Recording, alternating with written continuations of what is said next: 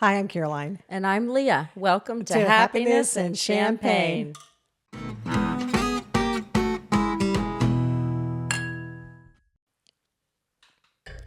So, my friend, I've noticed you're sporting quite the shiner on the left eye. Well, it's actually getting better. It's been about 10 days, believe it or not. I want to make up a really great story, but it's not great. So we can't blame it on. Can't blame it on anything but myself. I slipped in mud.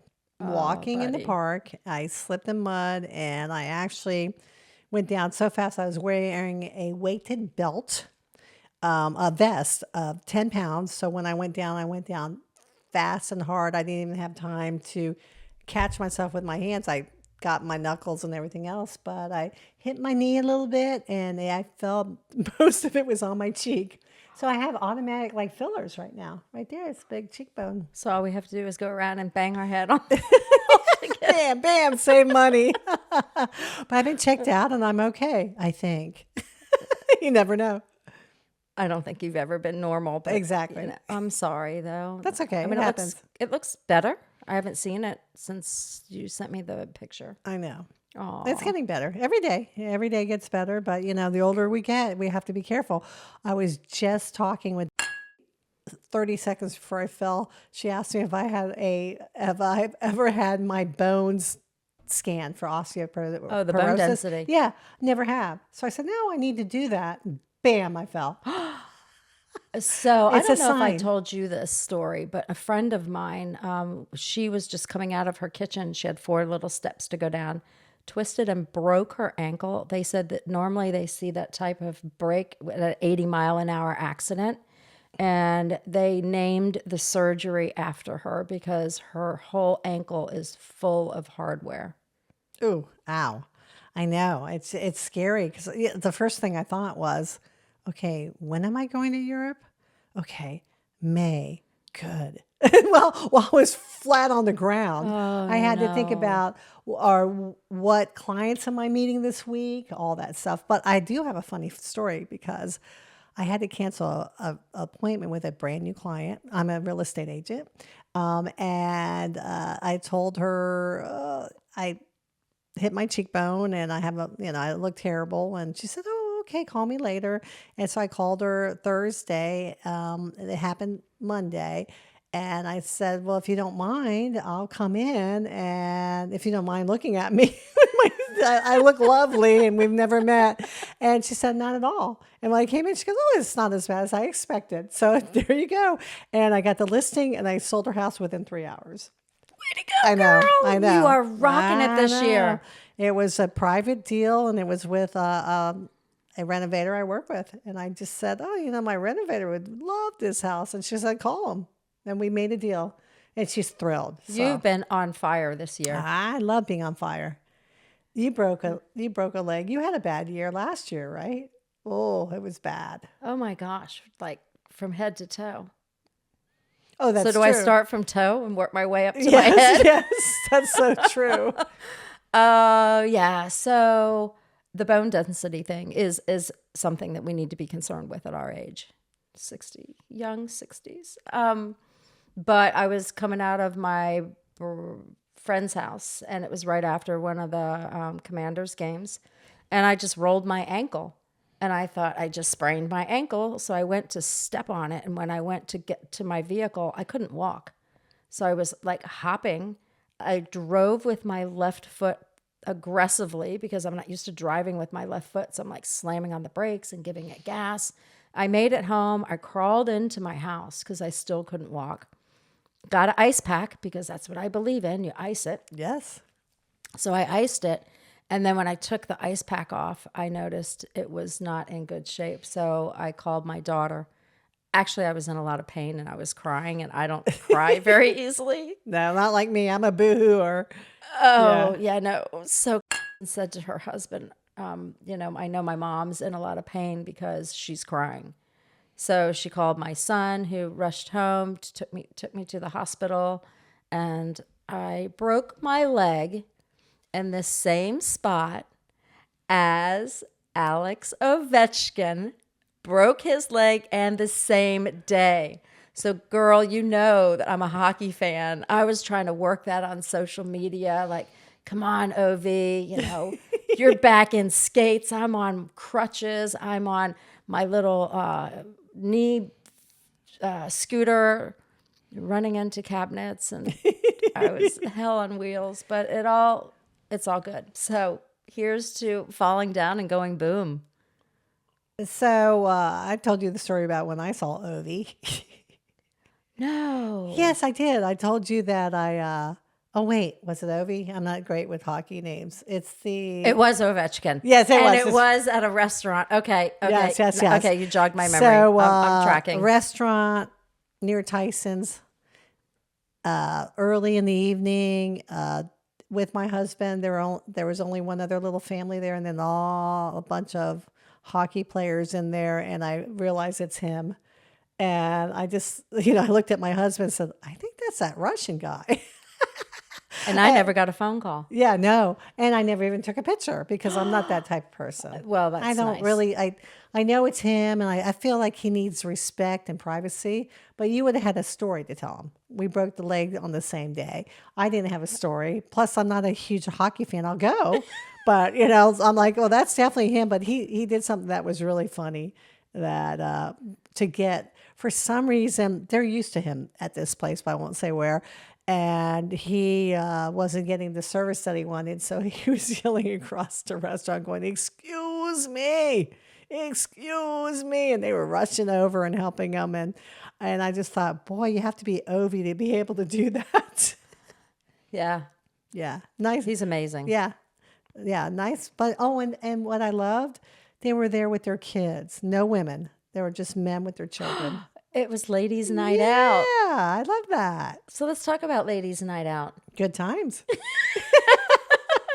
We got a ladies' night coming up. We do. got a week. We have a whole week where we'll be filming in St. Martin's. Yes. Yes, with the witches.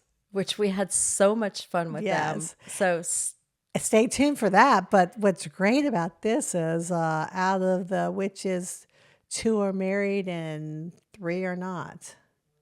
correct. Yeah, so that's going to be fun. Oh my gosh, Yeah. it's going to be a blast. It's going to be so much fun. But going on to the next thing. So you were going to tell a story about the guy in the tea, the one that freaked you out. How do you have to be careful? So yes, that's where I was going with reading that book. After reading the Book of Fear, well, I'm halfway there. It really made me realize women need to be careful when we're on these dating sites. I made the mistake of not fielding this person out because I went by his profile. He was a CEO at an IT company. Not that that means anything, but I did not talk with him. And I'm usually one for having a conversation. The dates that I've been on that I've not had a conversation have gone awry for multiple reasons. So to me now, ladies, it is important to have that phone call, but don't give out your phone number. Pick a Google phone number. It's very easy to do. And that way you can't be tracked. But so I meet this guy at the restaurant, and I'm ordering water because I don't know, what people's preferences are as far as drinking is concerned. He comes in, he orders water and potato skins, which fine. Obviously, it wasn't a dinner date. It was a weird date. So he proceeds to tell me about his ex-wife's mannerisms with her husband and how Spicy sleep with her husband. yes. Yes. Is that Yeah, that's a good word. That's Yeah. exactly. Yeah.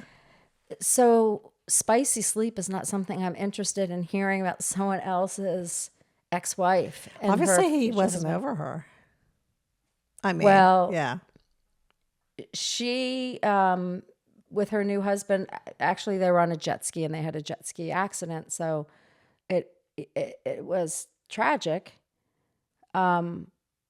but then he was telling me how he went through her house and was starting to, it just got really weird and creepy. And I felt uncomfortable. So I told him, because he wanted to, okay, so he says to me, quote unquote, I've gone on 400 dates on this site and I've only asked 3 other women out, but I would like to ask you out. Oh, for the second date. Yes, for a second date out of 400 women that he's gone out on dates with. Is that even possible? That would be him dating like every single night for a year and a half or 5 years. Who knows? So he's been on these dating sites. So later on, I saw him back on the dating site and it really creeped me out because I had blocked him because he really was. He gave me, what do you call, Spider-Man spiny? No, as spidey feelings or Yeah, it did. And so spidey senses. So he asked me back out, and I honestly looked at him and I said, please do me a favor, lose my phone number. Please never call me again. And may I suggest the next time you go on a date, you don't go into detail about you and your ex-wife or your ex-wife and her future, her husband. Those aren't the conversations that you really strike up on a first date. So I had parked my truck around the corner thinking, my gut instinct in the beginning was, okay, if this goes wrong, I want to be able to exit and get out. So I parked around the corner from the restaurant. And so when he says to me, can I walk you to your car? And I'm like, I don't have a car. I've got a truck, because we both have avalanches. We do. And I love my trucks. So I said, no, I have a truck. And I parked around the corner. Lo and behold, that's exactly where he parked. So he walked me out to my truck, and it was just very odd. So going back to the gift of fear, there were a lot of things that I should have picked up on in the beginning. However, I was there for 2.5 hours. You know me, just talk. Yeah. So just be careful out there, ladies. You just don't know who's out there. And I highly suggest getting a Google phone number. And there's also, oh my gosh, did I tell you about the site? Are we dating the same guy? Oh, I've heard about this site. Yeah. So my friend tells me to get on this site. A week later, she finds the bumblebee on there and sends me a picture of the bumblebee situation. And immediately I thought, okay, there's another red flag. And then this fella, the one I just spilled the tea about, he showed back up on there. So you do see a lot of reoccurring people. I don't know how safe it is now because I did block him, how he got back in. I don't know. And again, it really just kind of creeped me out. So in hindsight, what we're doing on this podcast, what are your thoughts about maybe thinking outside the box, maybe doing something a little bit different? Like helping people find love? Well, that too. Yeah. We've got some really close friends that True. are willing to come on the podcast. I think we need to start interviewing. I think so. I think we need to move it to a different level. Yeah, we should bring people on and start asking what they're looking for and what they want. Maybe we can matchmake. Wouldn't that be fun? Wouldn't your mom be so happy? My gosh. She'll love matchmaking. That's what she did for years and years and years. Between all her friends, she's always like, oh, this person would be great with this person. Oh, even my friends, she was always matchmaking. So, I think we should do it. I think we should sit down and talk to our manager a little bit and see if we come up with maybe some different ideas and some different ways to approach this. Okay, and I'll start with you. Maybe I'll pitch you. See who we can find, right? You never know. You never know. Throw that hook in the ocean. That's true. Grab a catch, reel it in. We touched a little bit about dating with older children. And do you know what that's like? No, but I can only imagine because I know that like even the kids growing up in this house, when at one point my husband and I were talking about getting another house. we're going to sell this house. We're moving. We wanted to move a little bit with more land, less neighborhood, all that stuff. And they were throwing fits. We're not leaving, throwing fits. And I thought, well, maybe it's not worth leaving.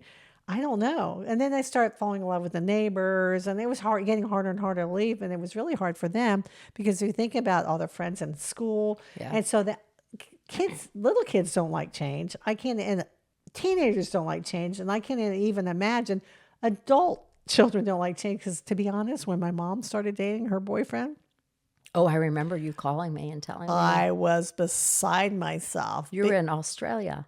Oh, no, that's when she came. Well, she was in the middle of dating him. But when she dated quite a few men. She put herself out there. And then when she actually dated the one that she was with for like 15 years. But in the beginning, I remember going to her house and she said, oh, in her French accent, oh, we had such a great time. Second date.